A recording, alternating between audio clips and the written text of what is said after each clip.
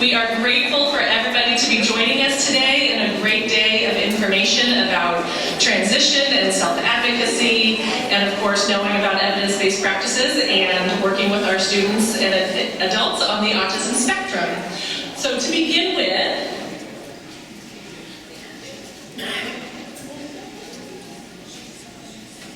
we wanted to introduce our Captain team. So this whole conference is planned by the Captain X Network, which is our members who are within the Inland Empire region of the larger statewide organization. And we are all members who have day jobs and work for school districts, family resource centers, the Inland Regional Center, but this is also our passion, and we enjoy getting to put on more trainings and information related to autism. So if you are a member of the Captain X Conference Planning Committee that's hosting this workshop today, can you please stand up? Yay, so some people around the room here. And then also anybody who's a member of our larger Captain X organization, if you could also join in standing up and getting celebrated.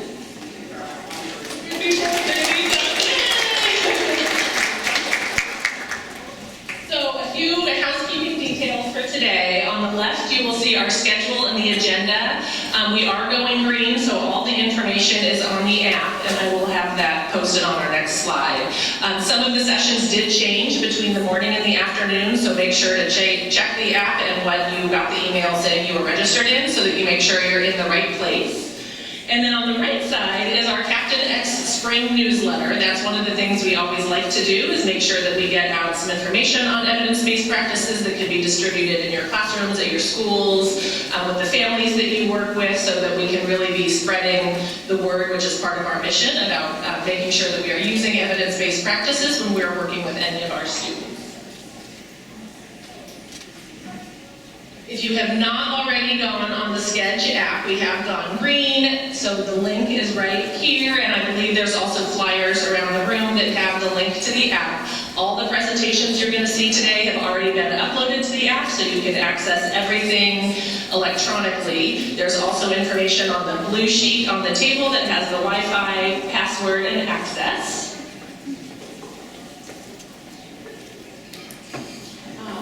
So as part of our Going Green, we also are doing all of our evaluations after the courses and for the workshop as a whole electronically. So there are QR codes on the table that will give you a QR code or a link to a Google form that would be our course evaluation. It's also on the app itself. So if you go to each session you're going to go to, or for our keynote this morning, and you reference the feedback survey, that will take you directly to the Google link that will allow you to give your feedback. And most importantly, things like where are restrooms. We have a map available that tells you where all the restrooms are. This is a shared building, so we do have a senior center here, so just know that there's going to be people coming and going throughout the day, but we do have all the restrooms available. We will have lunch provided. There's some breakfast snacks if you haven't already gotten any. And other than that, those are all the housekeeping details. We are grateful and honored to have our keynote speaker, Stephen Hinkley, here today with us. Stephen is about to become a Dr. Stephen Hinkley. He is working towards his doctorate at Chapman University. He is an individual who is on the autism spectrum and is also an advocate for individuals who have autism, and wanting to make sure that we as professionals are all holding the highest standards for every student and adult that we work with, and making sure that we are giving our students the tools they need to be independent, go on to all of the great things that they can do in their lives going forward, and that we're making sure that we set up our students for the best success moving forward when they're done with us in school. So Stephen, I would love to turn it over to you. Thank you for coming today.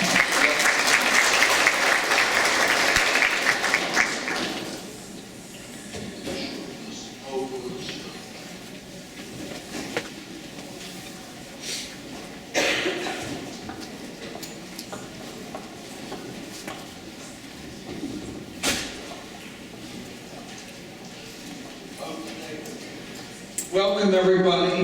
My name is Stephen Hinkley. I'm a disability rights advocate. I'm also a former special ed student who's now a PhD student at Chapman University. He was awarded a full tuition, full ride scholarship. And that's very rare at the PhD level. When I was little, they said I had no future and should be locked away, but boy, were they wrong. So I was, and now I'm an international speaker. And when I was little, I was diagnosed with autism, and then I was in segregation through 4th grade, and then 5th grade I was out of there and stuff like that. But today I'm going to give you, to devote most of my time, and I've condensed this down, even though, and there may be a couple slides I may skip for time because I just told 75 minutes, now they're down to 60, but certainly you have the extended version in this, but I'll explain. And this is me when I went to Australia and now at Chapman. I'm living on my own in Orange, California, and I'm my own guardian. I drive, I go around now. And so one of the things I think is important, I've been talking now about transition for the rest of it, is the historical pathway. And my transition was very different. I went to college and grad school and now doctoral school. But historically, for people with disabilities, we used to have them in very settings where they would stay until 21 or 22 until they age out and then work for very low-wage jobs. And that was not what I wanted to do, so I went to college and stuff and got a real diploma. But I'm going to tell you that I think that old model is not sustainable for today's time. And I'm going to give you a lot of tips of how we can reform this for the 21st century in 2019 to reflect the job markets today, reflect the housing market today, and to open more doors for people with disabilities to have the opportunities to succeed after high school. So, notice my wrecking ball up there. The real question I'm asking is the old model of group homes and supported living and very controlled lives while working in poverty becoming unsustainable and going to the wrecking ball? And I believe it is for a lot of reasons. Because more people with disabilities today are preferring community life over a group home. More people with disabilities today want to go to college, isn't that right? More people with disabilities are doing this, and the rents are going through the roof that they can't pay with the below minimum wage salary of a sheltered workshop, right? Even SSI, the rents are above. So we need to reform it. And then people with disabilities are taking on a lot of new career paths today. I actually know someone, I have a friend who's on the autism spectrum who's now weatherman. I have another person I know of who's now a railroad engineer. I know somebody there's some famous ones in the movie industry. If you look, most of the event people with disabilities include actors and scientists, and I've seen somebody in a wheelchair who's now a surgeon. So what we need to do is diversify here and realize that We're now seeing record numbers of people with autism go to college and things like that. And I even know some who've gotten married, and even some who are now parents to children of their own, which was not seen in the past generation as much. So we need to start preparing for a 2019 transition landscape, a way of going forward. It's doing this, and the real change here is a model from control to a model of more autonomy and more normalcy. And it's a model that involves things like independence and making your own decisions and hiring your own support staff when it comes to self-determination. And so there's a lot of different things, changes that are happening in this thing, and the majority are preferring community life over group home and everything being controlled as a group field trip and the white van philosophy. A lot of people are getting away from that and wanting to rent apartments or houses of their own. And then there's some new regulations going into effect for community and supportive living, that people with disabilities now have to have a key to their place and be able to go in and out on their own schedules and be able to have visitors and things like, and access to food at any time. So again, that's a big change of control to autonomy here. And we're also facing market factors. The rents are going through the roof, as I said. The cost of living in many cases is way above the Medicaid asset limits and stuff like this. And we're also, anybody notice we're seeing a decline in the number of entry-level jobs recently? Anybody raise your hand if you've noticed that?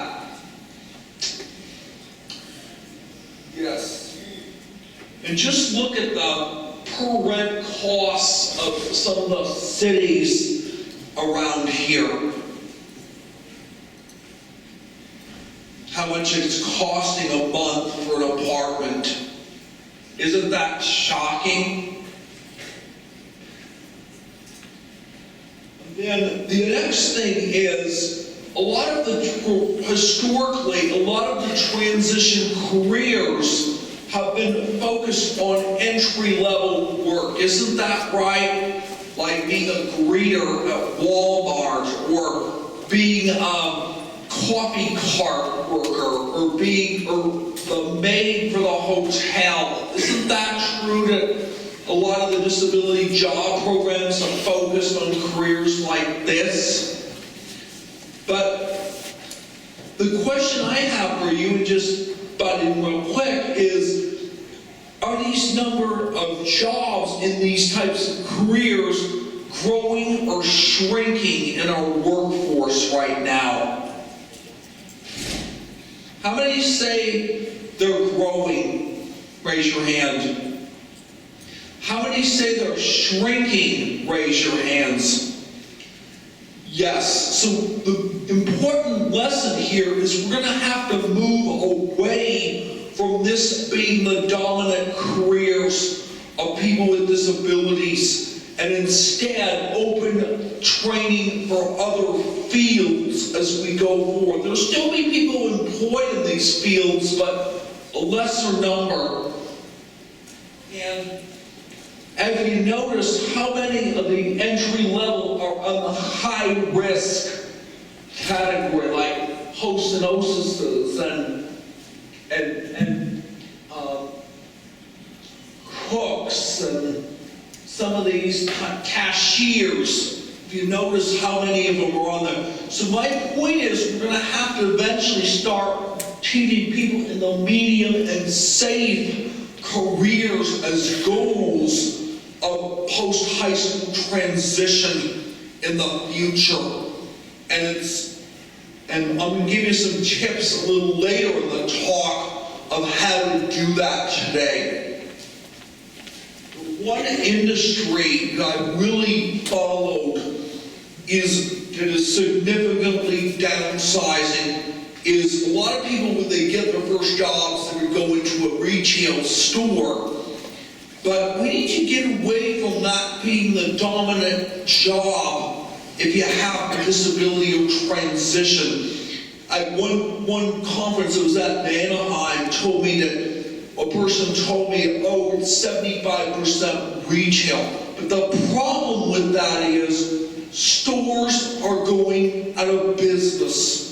We've had thousands of closures last year, even more this year already, like 6,000 this year, and I think it was like 10,000 or something in the last few years, and they estimate another 75,000 closing by thing. And if you look at the pictures there, those are shopping malls that have gone vacant. And if you go on Dan Bell or Ace's Adventures or Retail Archaeology or Doomy Grunt or any of those YouTube channels, that is happening all over the country. The video after video, I've watched quite a few of them, of vacant malls or dying malls. So I want to warn you that the days of a surplus of easy retail is coming to an end. So I was thinking about transition, so we need to start preparing people with disabilities to work in a variety of career fields, not just entry level as the goal. And really this is changing with millennial culture. I've seen thrift stores closing, I've seen a lot of things. And we're also going to face some other factors as we go forward, from resource depletion and oil costs going up and scarcity of resources and global warming and some of the other problems that are going to happen throughout the century. So we need to be prepared for how these changes impact our workforce. And then from the Tax Cuts and Jobs Act, I've seen some funding cuts for disability services and stuff. So personally, I think our political landscape right now is not that great, and I respect if some of you support our president, because I'm not a big fan of what Trump's doing, but I respect and feel differently. But the only solution I've concluded to these cuts is we're going to have to rethink the expectation that everybody with a disability has to live in poverty. And instead, we're going to need to start upping the bar of the career ladder of people with disabilities to get them out of poverty. This is some other changes. How many of you have heard of self-determination, that they're starting with 2,500 people and they're expanding to everybody else through the regional centers? It's a new way of delivering services. Anybody heard about that? Well, it's a way you can hire your own people and you can pick whomever, not just from a vendor list. It's a new program. So again, this is going to change because it's going to allow a person with a disability a budget to pick what services they need based on their own experience. And the reason for this is it embraces the dignity of risk and things like that and so forth, and to really think about how it allows them to choose what direction of life they're going. So, to really prepare for all these changes, we're going to have to go back to the drawing board and to really start retraining our staff and our support teams to work in a new environment. that promotes independence and autonomy, and with a goal of getting more people with disabilities into the middle class of society and able to support themselves on their own. And really, it's going to have to trickle down at all levels and stuff like that. And so our school districts, our rehab, regional centers, job programs, the whole bit. And now I'm going to tell you a little bit about how one should prepare.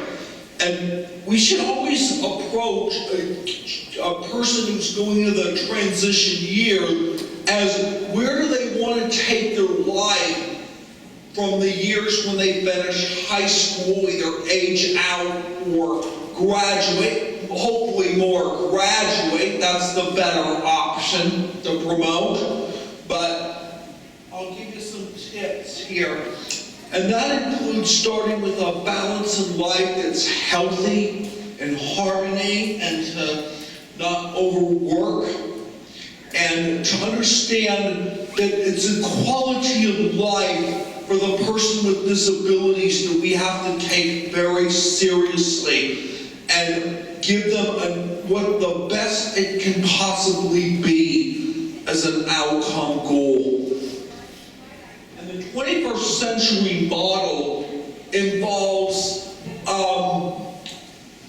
allowing the person to choose where they want to take their lives, whether it be Bob wants to go to college, or Jody wants to go to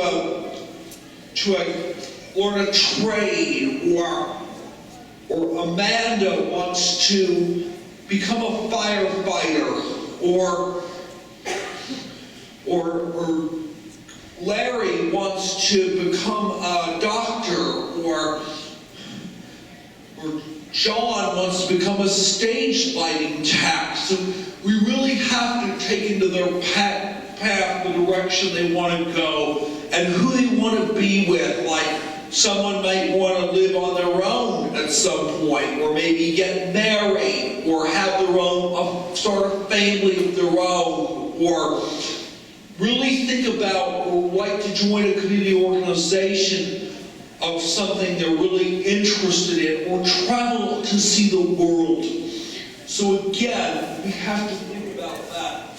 And that starts in high school, where we need to make sure that those in special ed get a chance to try high school before presuming non-diploma track, to try and see what they're good at. Because sometimes you can have a genius and you don't even give them the chance to try. When I was in high school, I actually took some very advanced classes as a special ed student, including AP Physics, AP Computer Science, Calculus, Japanese, Tech Theater, C and Pascal programming, among others.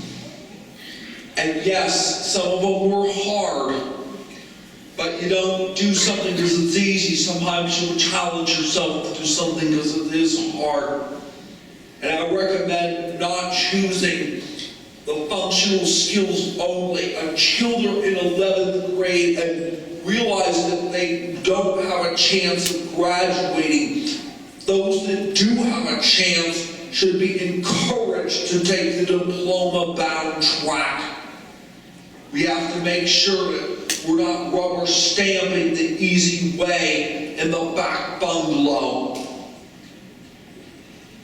And to really understand that people with disabilities can also choose career tech things too. I think it's time to bring back industrial arts. It's time to bring back home economics. It's time to bring back to general ed some of the electives that have been cut over the years to give people a chance to see what they're capable and to try some things out to see what they're interested in. and to really understand the pathways available after high school. There are many of them, and I'm going to go through 3 of them now, but to choose which pathway one should choose depends on what direction they want to take their life after high school. And some of the things to consider are whether they want a diploma or certificate or things like that, and what funding sources, all that pathways also impact your funding sources. And whether, of course, whether you can get into college or not. And so our educators need to promote these various options to people understand what they're choosing when they decide to choose the pathway. And to evaluate this properly, we have to look at, is a person capable of getting a diploma? Do they want to pursue any college or additional schooling after high school? Do they want, what kind of career path do they want to pursue? Obviously, it's going to be easier to be a store clerk than it is to be a lawyer. But at the same time, if a child really likes to study the law and wants to argue in the courts and be the lawyer, we should not be denying them a path that could someday get them into law school. So again, we have to look at this there, and what do they want to do for their free time, their hobbies, the type of lifestyle they want. If someone wants to go to be in the Millionaires Club, chances are you're looking at college and grad school for credit. So again, we should make sure that they know how to plan this. And there are different pathways, and one can graduate at 18 with their class, or take extra years of high school up to age 22, or do their 18 to 22 years in another setting. And I'll just give you an overview of the pathways. The first one we're going to look at is the diploma track. This gives the greatest outcomes. I recommend this if someone's capable of graduating and their goal is college, because this will open the door like I did back in 1997. I went from high school at Scripps Ranch High at 18 to San Diego State University, front door admission with an acceptance letter back, and stuff like that. The con of this track is you lose your transition funding from the school district. But there are other sources, from financial aid to other things as well. The pros and cons of staying until you're 21 or 22, or before then, the extra years. One advantage to this is it allows somebody to do academics at a slower pace. It also allows, if someone wants to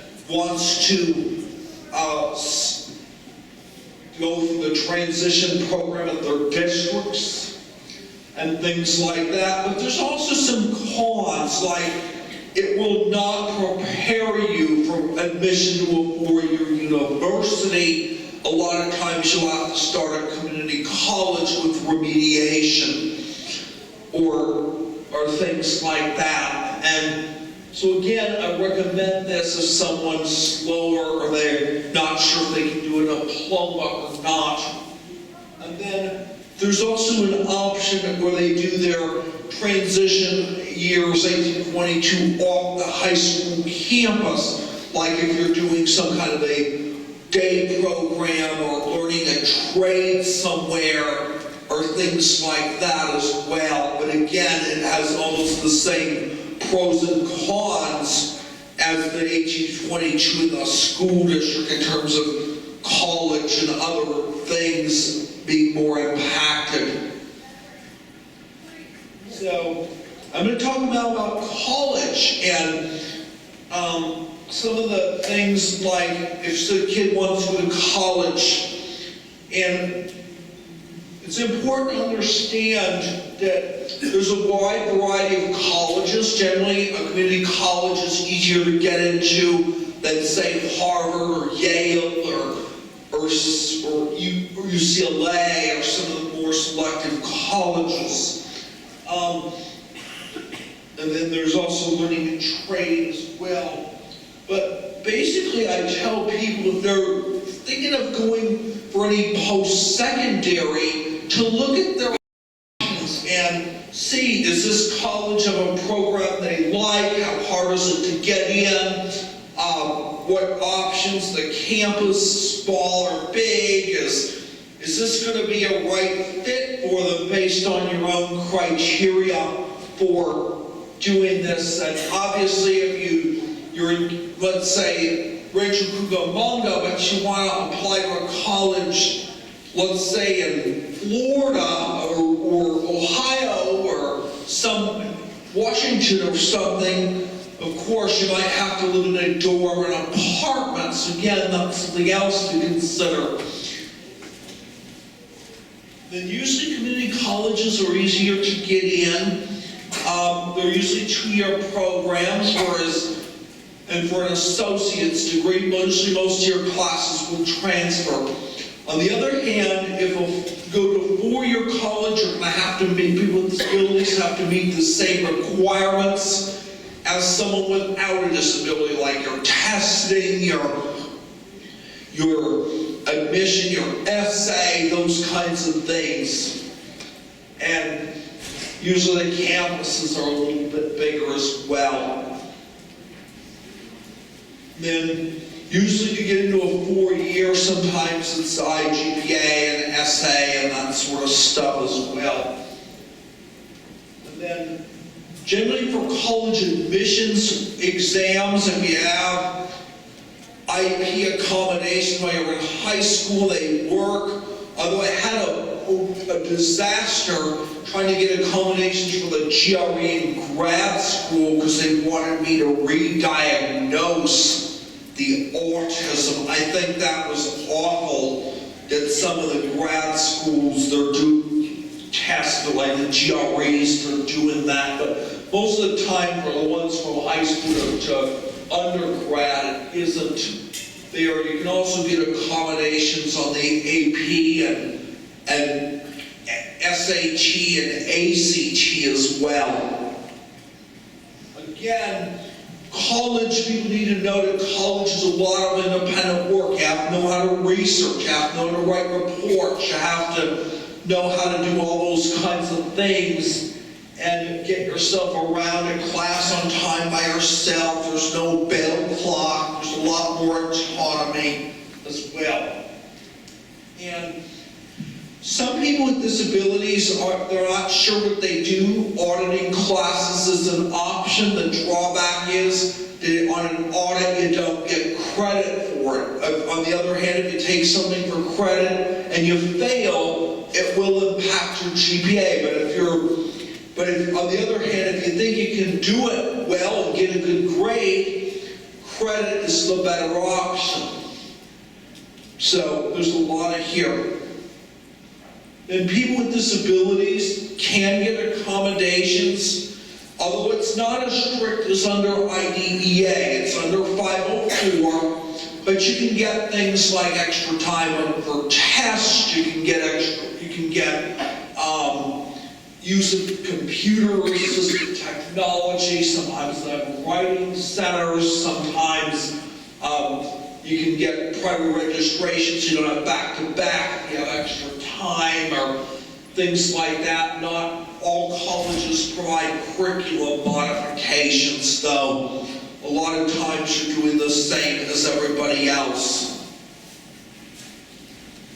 In learning a trade, I think it's important that people understand if they don't want to go to college, they can start learning different types of trades through adult ed. Sometimes you can take a few classes at the technical school or some community college in a variety of different trade occupations to learn advanced level knowledge in that field as well. Now I'm going to talk about careers as our next topic. And one of the things I think is important is we need to change how we prepare career paths for people with disabilities. Instead of rubber stamping certain occupations, oh, there's a job at Goodwill, what we need to do instead is to really look at what skills and strengths they have. And after all, usually most people will work from 40 to 50 years between when they finish high school or college up to when they retire, unless of course they're a stay-at-home parent or they get laid off or do other things, but that's a common thing. And one of the things is people need to understand the best way to find the best career is to apply one's talents, one's strengths, one's interests, and to look at where those talents can be used.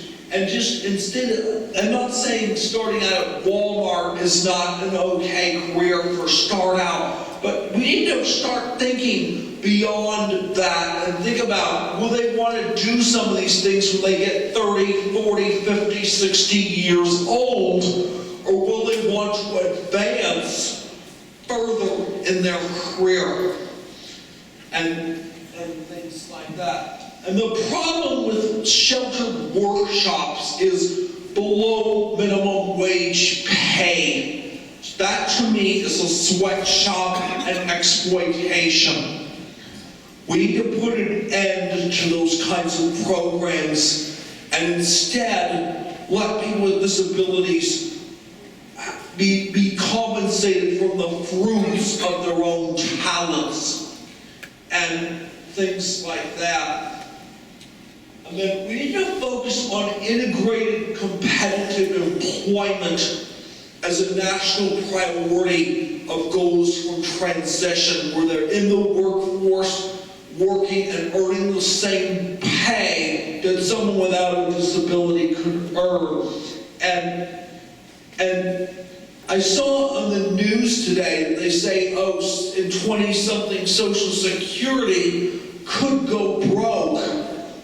So what we need to do is enable them to get out of poverty and stuff like that, and enable the path to high quality things. And can people with disabilities work in a variety of career paths?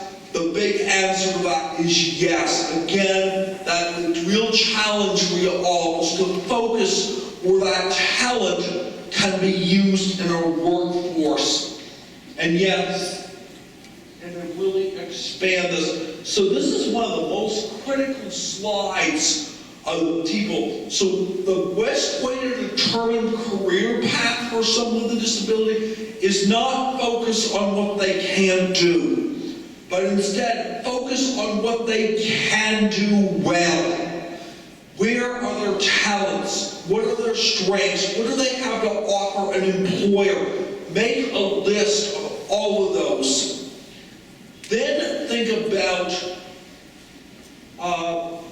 the strengths, talents, skills, abilities they have to offer.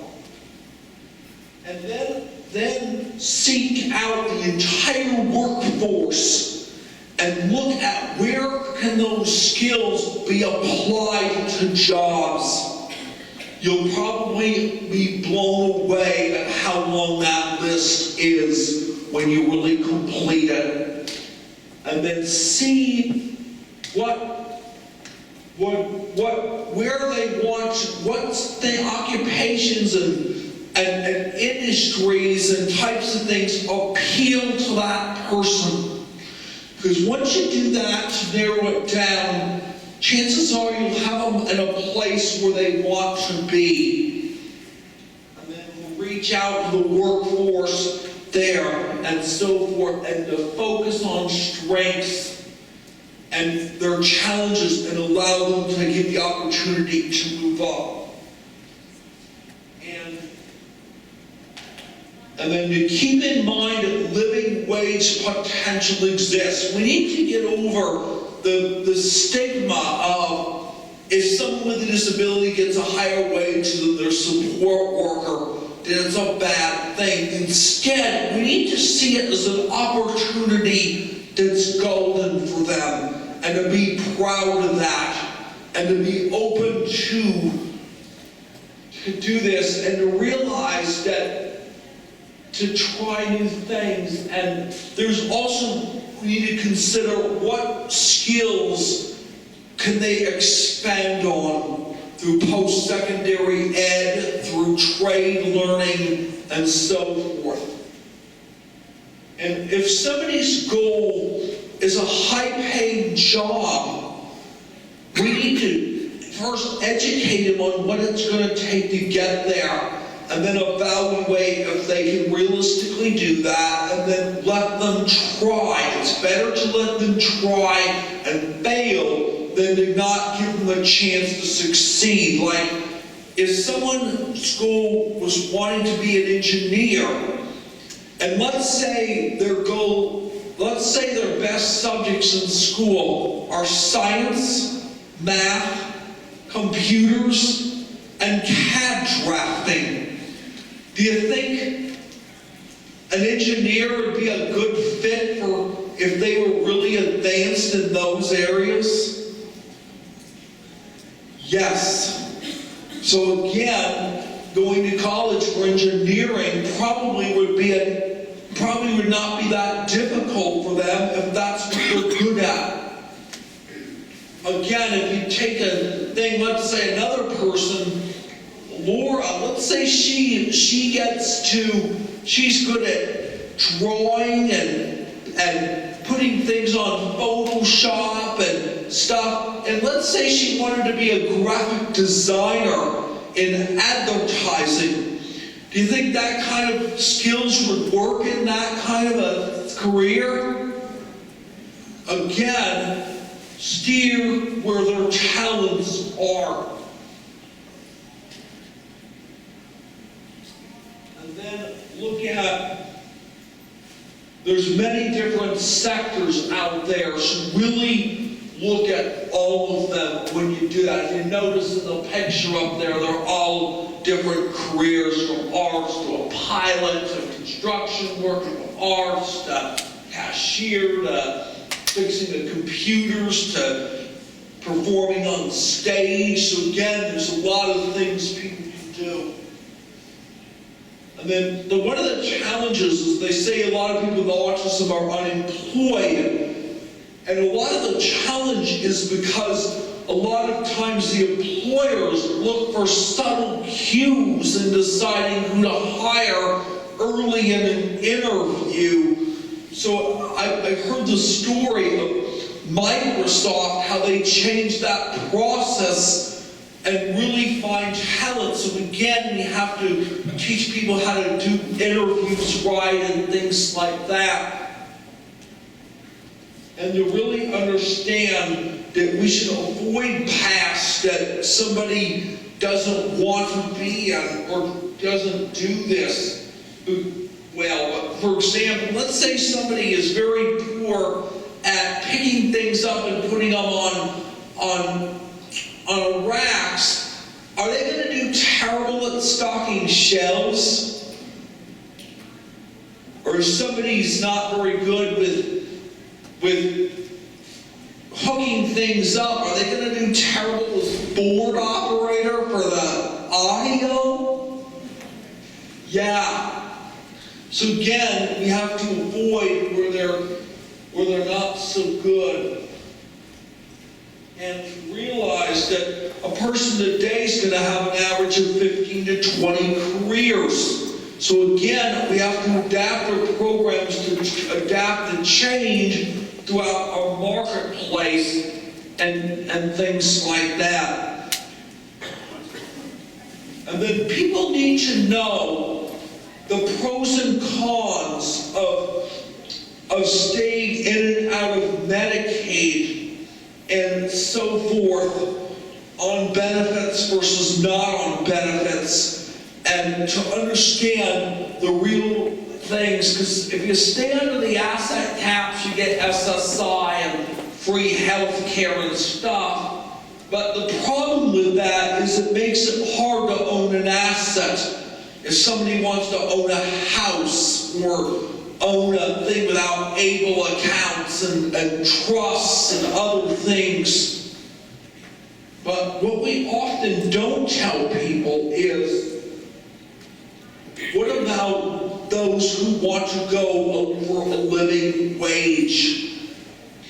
And the pros and cons of doing it the normal way, which is available to people with disabilities. You may lose SSI and Medicaid, but on the other hand, if you get a $100,000 a year salary and can afford a nice place at market rate rent, and can afford and get nice health care from your job, is it ever worth taking that path?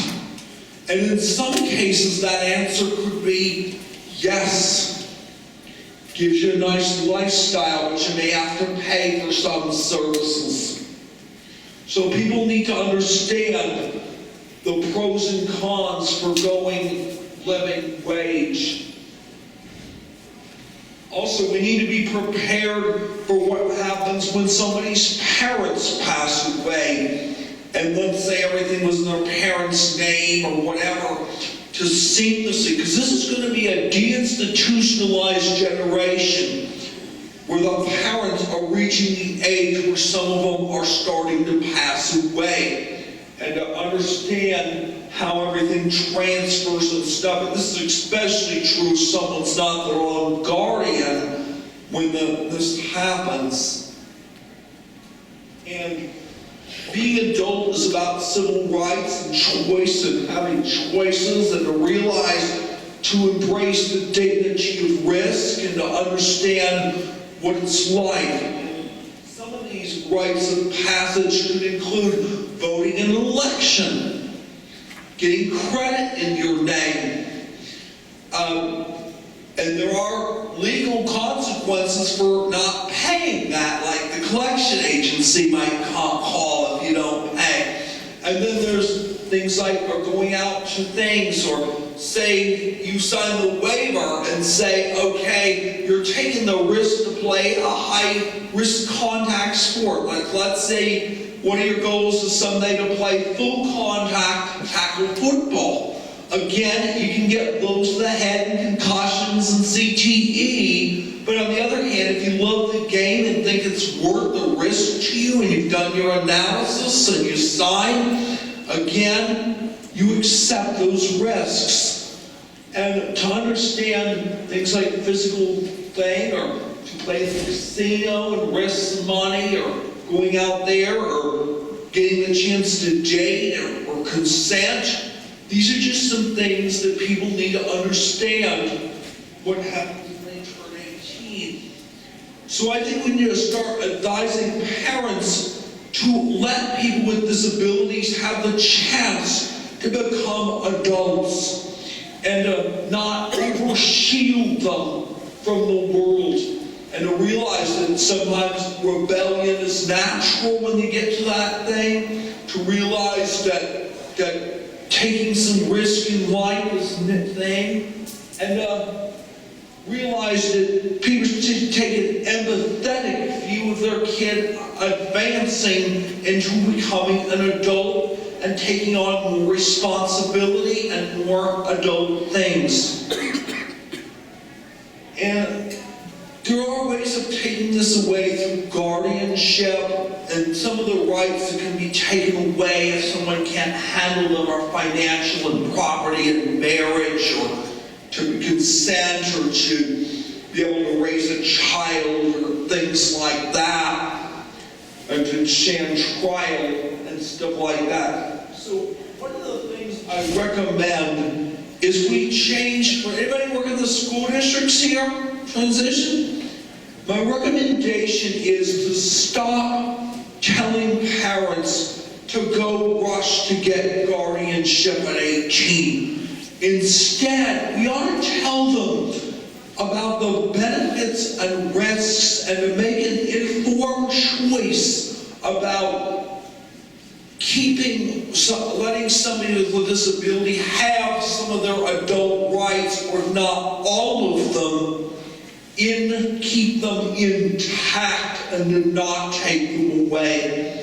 And understand, if you take them away, it makes it harder for them to have adult choices. It makes it harder for the person to manage their lives, and what the real implications are when they get older and their mom or dad may pass away.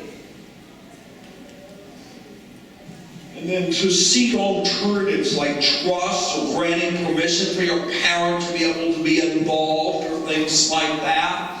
And stuff like that. I'm my own guardian and stuff like, and to understand things, and if you absolutely have to take away someone's rights, take away as few as possible, allowing for the most autonomy, because it's much harder for a person to get them back.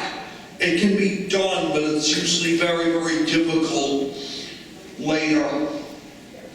And there are some cases where it may be necessary to take away rights, like if someone has a severe medical issue or can't make decisions or really diminished capacity. But we really need to stop saying, go take them away at 18 just because somebody has a disability,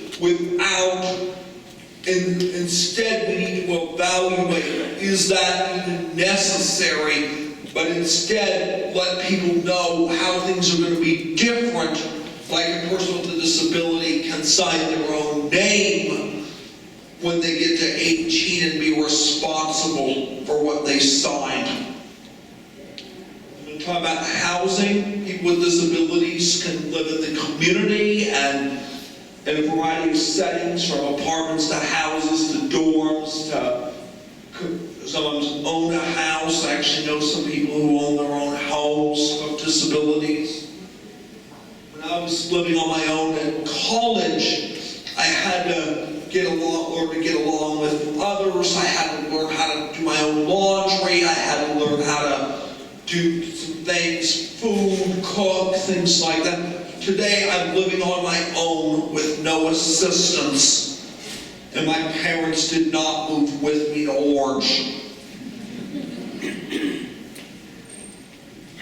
And when I was in my master's down there several years ago, I also lived with some roommates in Flagstaff, Arizona. My parents did not move with me, and I did not need supported living, so I learned how to do it all myself. In fact, I even drove there by myself in a manual transmission car. Yeah.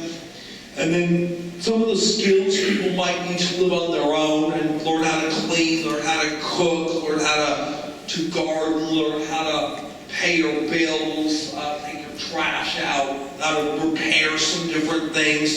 There's a wide variety of ways to learn them. And also learn how to care for yourself through health care and when you see the doctor or the dentist and things like that as well. Emergencies, and this is one of the problems with SSI and Medicaid. Can you afford to live on $8.89 a month getting from SSI, having a resource limit of $2,000 a month, and 50% of other income you make takes away some of your SSI, and in a minimum wage job?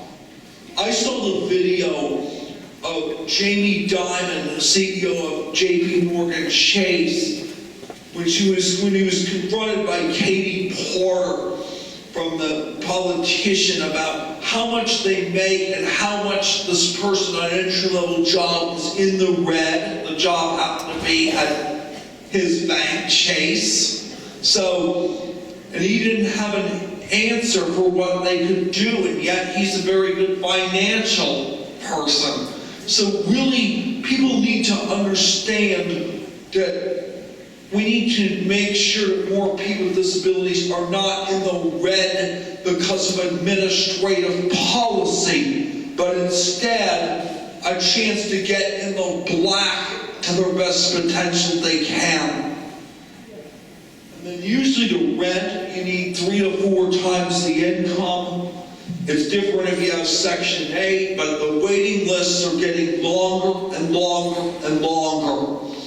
And credit score and security deposit. My mom's in real estate, so I kind of know this because she manages properties and stuff.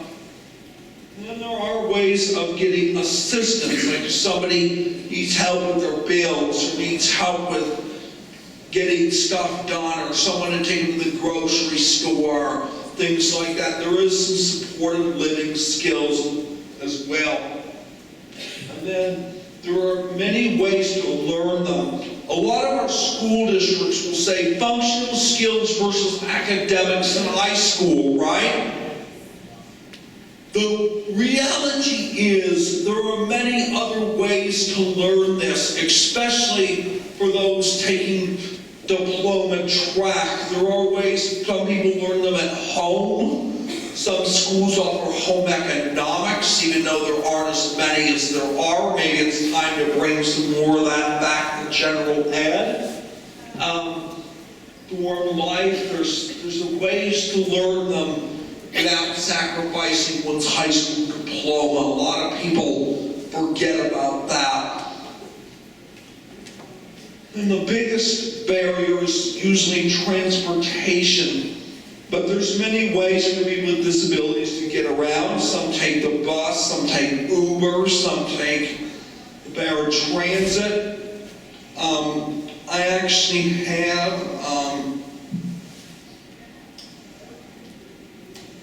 one of these guys. Driver's license, yes. I have my own car. I drove here today. And then so forth as well. A lot of times we need to stop overlooking the potential of people with disabilities learning how to drive. I actually saw the video of Letitia Shelton from YouTube, who goes by the nickname Tisha Unarmed, where someone born without arms and used her feet to do the wheel and drove, and with voice commands for some of the other devices, for the other things. I've seen cars modified so a wheelchair can get in. Many people with autism are found that they are capable of driving. So we need to not overlook that possibility as well. And usually car makers will provide accommodations if you need them. In public transit, there's also know how to use the bus and the trolleys and the metro and things like that as well. And then there's a fourth area of transition. We talked about college, we talked about independent living, we talked about workforce. What is missing? What? Tell me what was that? Yes, courtship is part of it, but there's a little bit more to it, but we'll go through that area next, right now. But there are many things else to consider in one's transition. That means making their life worth living to them. Perhaps there may be some groups in the community that they want to be a part of. Like join a local fitness center, or join a community organization, or do some kind of a group that meets on the weekends, or join a church, or join some other kinds of organizations for fun, or do something about camping. Got it. And so forth. We need to also make sure to think about who you're going to live with. We need to make sure that fun in their lives. The first one would be leisure activities. That can include going to the amusement park, or going out to dinner, or going to the club, or going to the pool, or going to the gym, or going to organization, or going to the theater, or going to the play, or going to the mall, or going to the events, or going to things that travel around, or going on a vacation to some destination that they want to go to. We need to make sure that they're getting that chance of life too. And every person should have a plan for recreation and fitness in their life, whether they go walking or go swimming or go into the gym and work out or join a local sports club or some kind of a fitness. PE stops at 12th grade, but we need to expand beyond that, make sure everybody gets some kind of fitness in their life. And understand the adult social scene, and to understand the etiquette rules of some of the social environments. It was more challenging for me with autism to understand this when I was younger. I'm a lot better now than I used to be, but for years I had no friends and stuff like that, so I think it's important. And now, relationships. This is where people become friends for life. This is where people date. This is where people, and as people get older, their support networks are going to become more from their friends and less from their family as they pass away or get older, things like that, to realize that we build this infrastructure in. Now I'm going to talk a little bit about courtship. I don't want to offend anybody. I'm not soliciting anybody in this room, but I am going to mention some things about how we can do a better job at supporting this option. And we need to realize people with disabilities do fall in love. We need to enable this to do this and to build systems. And these are just, I'll just take a look at this. Do you think the first one, all persons with disabilities are asexual, is a myth or a fact? Myth. What about a person with disabilities do not want romance? Is that a myth or a fact? Myth. A person with special needs cannot consent to a romantic or sexual relationship. Myth. A person who's nonverbal or uses an augmentative communication system cannot achieve romance or sexuality. And then the last one, all persons with disabilities are incapable of parenting a child. Myth.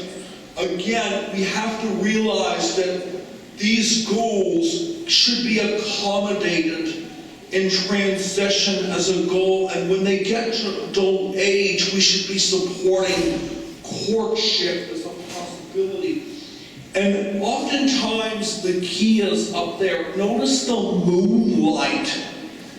The reason for this graphic is we need to realize that what happens beyond work and school and things like what happens in private at home, what happens when they want to go out at 8 o'clock or midnight on their own as a couple, not group field trip in the white van, but on their own together in an intimate, much more intimate setting. How we plan the support if they need for that, and things at weekends and at home and in private, and what happens when the sock goes on the door and things like that.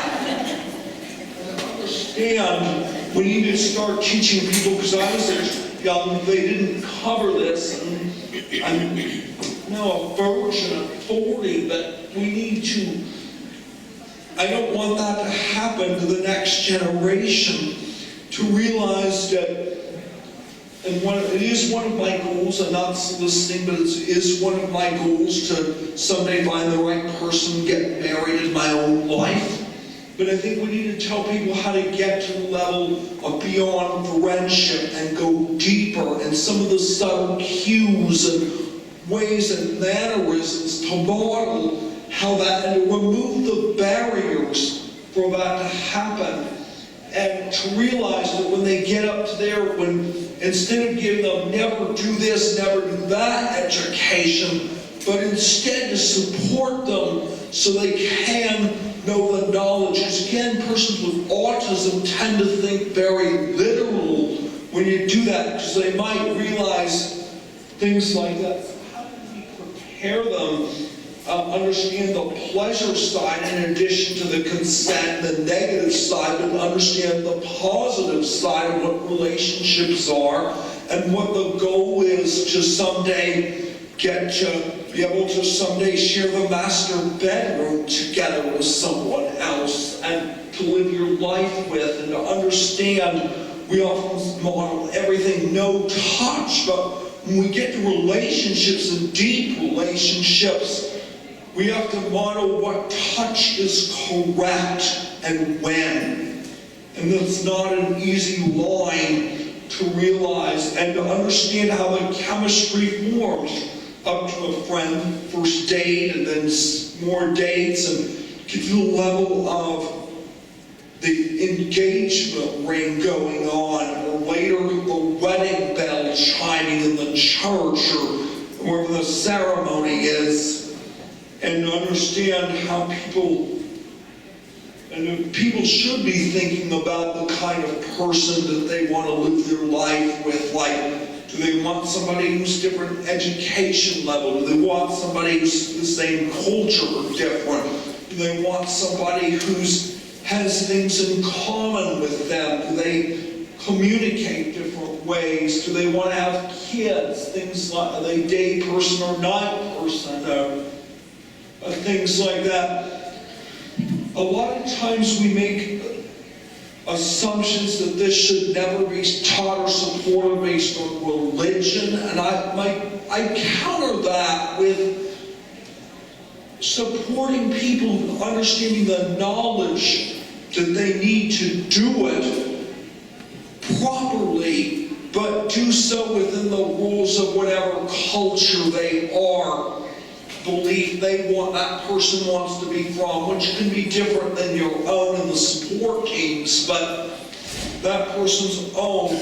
And I think there's no harm in learning this from the perspective of a beginner who doesn't learn it by inference, and to understand some of the subtle words. Like, sometimes they make assumptions, it's like the birds and the bees, or things like that. But the problem is, a person with autism might see the birds as what flies in the tree outside, and bees as stinging insects. But again, some of these subtle languages people need to understand that they may have another meaning here, and understand how marriage can be a great thing if you have a disability, because everybody makes assumptions that, it's a paid roommate only, but marriage is not that way. If you think about who would be the best natural support person one could have that costs our government nothing, would be the person they're in love with. And that's what we need to model more, and to understand that natural support, and be able to share costs, and be able to talk to each other, and companion, and do things with, and go out with, and live with together. And the supports, if they want to have kids, again, learn how to parent properly and educate them and feed them, and some of those other skills. And then I'm going to go on to our last segment, which is about how we fund the transitions. A lot of times people start with the bureaucracy, I put it, at the end. And then there's things like you can get stuff from services from regional center, generally for living based or other things. Rehab does things with jobs. SELPA, or the school districts in the area, will provide support up to 22, or when you've graduated high school, whichever comes first. And then there's Social Security, if you're eligible to get SSI, and then Medicaid provides health care and other types of medical and other things, and then the Housing Authority would be if they need Section 8. Again, it's difficult to get these days. And then there's other sources as well, from FAFSA, which provides loans and grants for college and employment, and private pay, and there's many more. So one of the things I want to conclude with is I want everybody to think about what the lives of people with disabilities matter.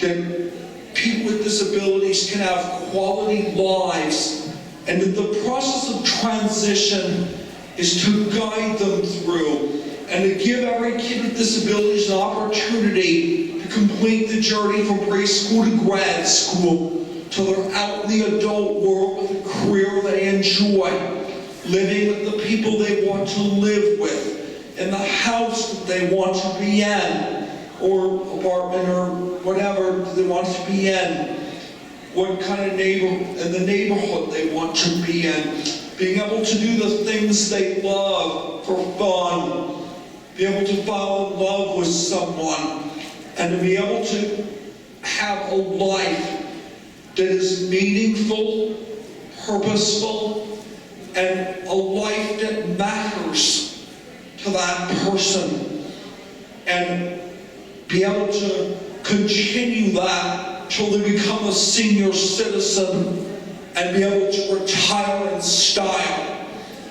That is the dream we need to make sure our people with disabilities have the opportunity to experience, and to make this a generation where we can end the culture of poverty and isolation and implement an inclusive transition practices that lead to the next generation being seamless and easier than their generation, and to be able to fill their picture books and photo albums full of memories that will last a lifetime, that they can show to their children and grandchildren.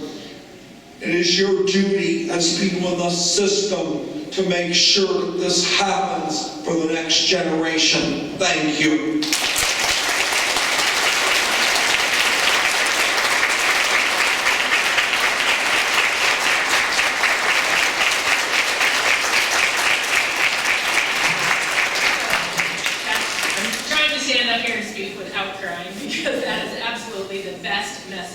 That we can kick off our conference with today, and that we can have the best experiences for every individual that we work with. Thank you again.